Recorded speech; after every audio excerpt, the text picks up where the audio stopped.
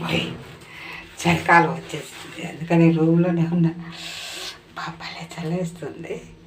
3 days బట్టి పాప full చలి, కానీ బయటికి రాకుండా తప్పదు. ఎందుకంటే టెంపుల్కి వెళ్ళాలి కదా, టెంపుల్కి అని వస్తాను ప్రొద్దున్నే. అక్కడ దండం పెట్టుకొని చక్కగా మంచి మంచి క్వార్టర్స్ కదా, ఇక్కడ అన్ని అపార్ట్మెంట్స్ కదా, భలే భలే బాగుంటాయి.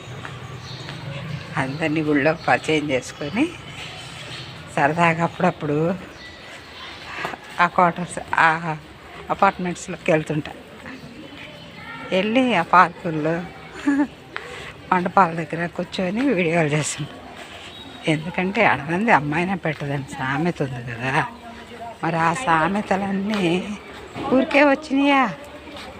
ఎవరో ఒకళ్ళని మంచిగా ఉంటే మన నోరు మంచిదైతే ఊరు మంచిదని సామెత ఉంది కదా.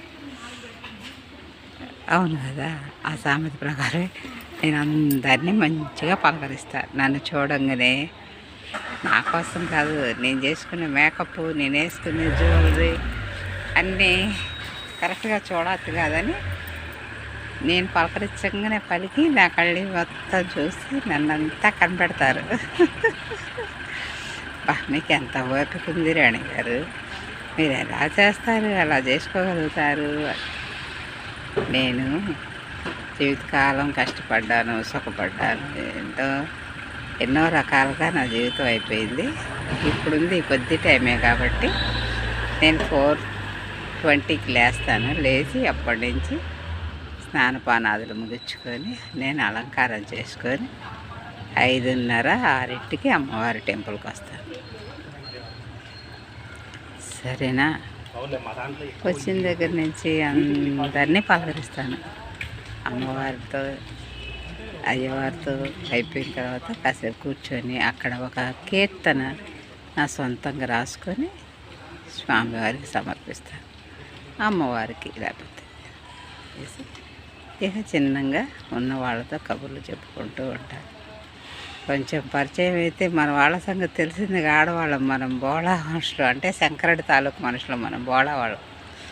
వెంటనే వాళ్ళ అపార్ట్మెంట్ నెంబర్, అడ్రస్ ఇస్తారు. చక్కగా వెళ్ళి వాళ్ళ పార్కుల్లో కూర్చొని కాసేపు మాట్లాడి నేను రెండో వీడియోలు చేసుకొని వస్తుంటాను. ఈలోపు 8:30, 9 అవుతుంది. ఇలా పిల్లలు క్యారేజీలు కట్టుకొని మా కోడలు పిల్లలు డ్యూటీకి వెళ్ళిపోతారు.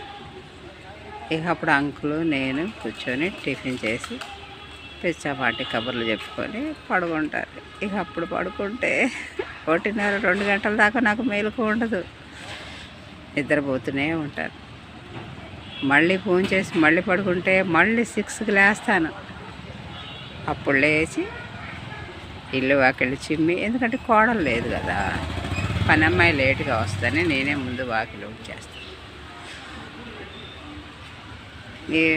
ఇక అప్పుడు మళ్ళీ మొక్కం కాళ్ళు చేతులు కడుక్కొని దేవుడికి దండం పెట్టుకొని కూర్చుంటాను. అందుకని బోర్ కొట్టి వీడియోలు చేస్తున్నాను లైవ్ అంటే. ఇక అప్పటి నుంచి మళ్ళీ 8ంటికల్లా ఫోన్ చేసి మళ్ళీ పడుకుంటాను.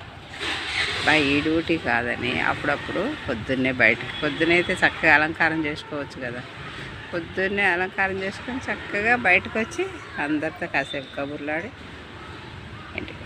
నా దినచర్యలో ఈ 2 గంటలే ఇప్పుడు ప్రస్తుతం ఈ రిటైర్మెంట్ అయ్యాక ఉపయోగపడుతుంది.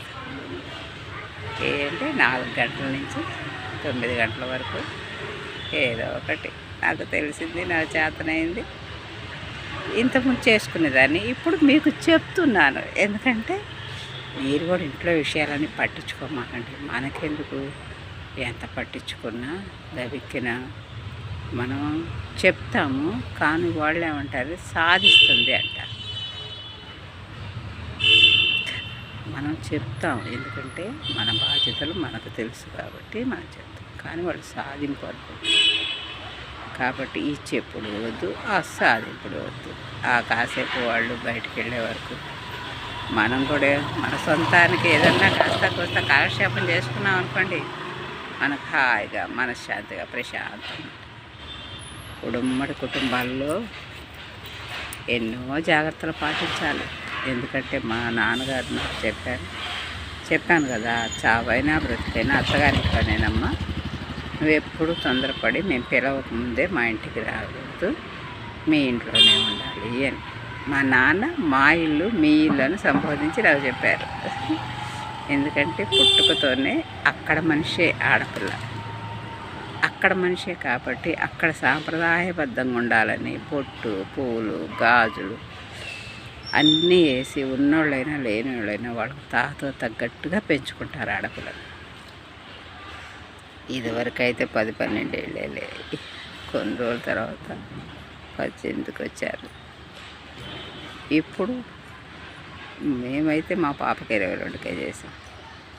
ఇప్పుడైతే వాళ్ళకి సొంతంగా డబ్బు కావాలట. అందుకని 4 సంవత్సరాలు 3 సంవత్సరాలు ఉండి 25 ఏళ్ళకి 27, 28, 29, 30, 32, 33 అంకెల్లాగా అయిపోయింది లైఫ్. ఇక వాళ్ళ ఇష్టానుసారంగా చేసుకుంటున్నారు. అది వాళ్ళ సొంత విషయంలో మనకెందుకు. కాకపోతే ఎప్పుడు చేసుకున్నా ఎలా చేసుకున్నా మన సాంప్రదాయం అయితే మన సాంప్రదాయాన్నే పాటించి మన సాంప్రదాయంలోనే ఉండండి. అదొక్కటే నేను కోరుకునేది. ఎంత సాంప్రదాయం పాటిస్తే అంత మంచిది. మా అయ్యంకుడు గారు కూడా ఆయన యోగా గురువు గారు, చాలా గొప్ప మనిషి. 25 సంవత్సరాలు యోగాలోనే ఉంటూ యోగా అందరికి నేర్పుకుంటూ బ్యాంకు ఉద్యోగం చేసుకుంటూ ఆయన గారు కాలక్షేపం చేస్తూ ఒకసారి 150వ శిబిరం అని పెట్టి అందరినీ పిలిచారు. అప్పుడు వెళ్తే ఆయన గారు అందరికీ సభలో ఏం చెప్పారంటే, నాకు 2 కూతుళ్ళండి, 2 కూతుళ్ళని మంచి అల్లుడికి ఇచ్చి చేసుకున్నాను. వాళ్ళు సుఖంగా సంతోషంగా ఆనందంగా ఆరోగ్యంగా ఉన్నారు. అందుకని నేను ఎలాంటి చీకు చింత లేని జీవితం గడుపుతున్నాను. నాకు అస్సలు గొడవలు చికాకులు అంటే నాకు ఇష్టం ఉండదండి. నేను మనశ్శాంతిగా ప్రశాంతంగా ఉండాలి అని కోరుకునే వ్యక్తి నేను. కాబట్టి నాకు ఎలాంటి చికాకులు చీకులు లేకుండా మా పిల్లలు 2 సుఖంగా ఉన్నారు.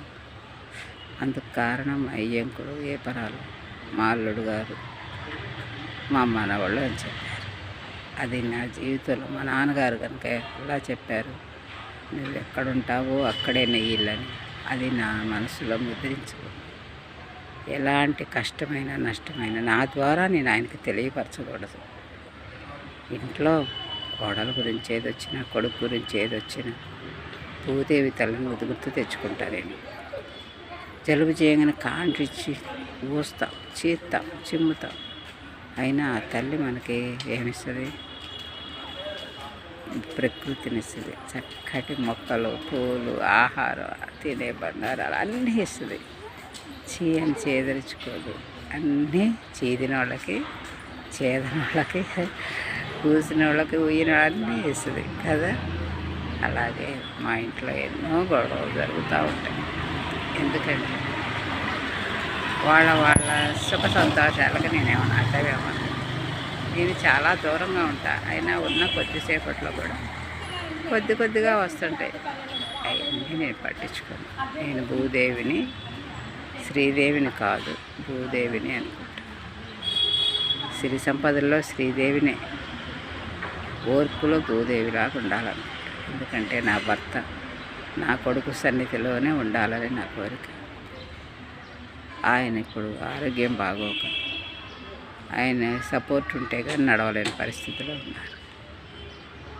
ఆయన మనవాళ్ళు, ఆయన కోడళ్ళు, కొడుకు, భార్య అందరూ ఆయన కళ్ళ ముందు కనపడుతూ ఆయన సుఖంగా సంతోషంగా జీవితం గడపాలని నా కోరిక. కోపం వచ్చి పట్టుదల వచ్చి నేను మళ్ళీ నాకు ఇళ్ళు ఉన్నాయి, వాకిళ్ళు ఉన్నాయి, నాకు 3 అంతస్తుల బిల్డింగ్ వద్దులే, తర్వాత 2 అంతస్తుల బిల్డింగ్ కూడా ఉంది, కొన్ని ఆస్తులు ఉన్నాయి, అయినా కూడా నాకు అవన్నీ ఏం సంతోషాన్ని ఇవ్వవు. మా ఆయన గారు పిలిస్తే, మా మనవాళ్ళని చూస్తే, మా కోడలు నాకు కొంచెం కాఫీ ఇచ్చి అన్నం పెడితే నాకు ఎంతో సంతోషం అనిపిస్తుంది. మనిషి భూమి మీదకి వచ్చింది ఈ ఆనందం కోసమేగా అనిపిస్తుంది. వాళ్ళు ఎప్పుడైనా నాకు పెట్టకుండా వాళ్ళు తింటుంటే తిన్నందుకు సంతోషమే, కానీ నన్ను పట్టించుకోలేదని మనసులో బాధ కలుక్కుమంటుంది. అది నా వెంటనే వ్యక్తపరుస్తుంది, బయటకు వచ్చేస్తే నాకు తెలియకుండానే. మీరు పెట్టుకు తినండి అన్నారంటే వద్దులేమ్మా నాకు ఈరోజు ఆకలి లేదంటారు. వాళ్ళు పెట్టిస్తే తింటారు. ఎందుకంటే నేను అమ్మతనం నుంచి మళ్ళీ బిడ్డ స్థానంకి వచ్చాను. నాకు తల్లి కోడలు, తండ్రి కొడుకు, దేవుడు భర్త, మనవాళ్ళు. ఇప్పుడు లెక్క ప్రకారం చూస్తే నా ఛార్జింగ్ పెడితేనే నేననే ఫోను ఆన్ అవుద్ది, లేకపోతే స్విచ్ అయిపోద్ది కదా. అందరం అలాగే ఉంటాం. మన పెద్ద వయసు వచ్చిన వాళ్ళు అందరం అలాగే జీవిద్దాం. అందరి మనసు అర్థం చేసుకొని వాళ్ళు ఎన్నైనా అనుకుని వాళ్ళ కొడుకు రక్తం తెలియదు,